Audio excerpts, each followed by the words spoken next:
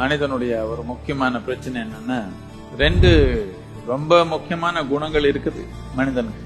இந்த ரெண்டு குணங்கள் எப்படி உபயோகப்படுத்துறதுன்னு நிறைய பேருக்கு புரியல. இதுக்கு என்ன சொல்றோம்னா, ஞாபக சக்தி, கற்பனை சக்தி. ஆனா உங்க அனுபவத்துல இந்த ஞாபக சக்தி எங்க வச்சுக்கணும், கற்பனை எங்க வச்சுக்கணும் தெரியல.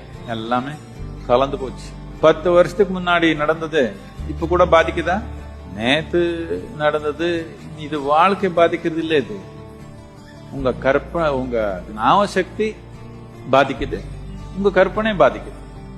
என்னத்துக்கு? உங்க மனம் எப்படி நடத்துக்கிறதுன்னு புரியல உங்களுக்கு. ஞாபக சக்தி என்ன, நாம கிரகிச்சது பல விதமா நமக்குள்ள எடுத்தோம். கற்பனை என்ன, நாம வெளியே போடுறது. ரெண்டு நம்ம விருப்பத்துக்கு நடந்தா தானே நல்லா இருக்கும்.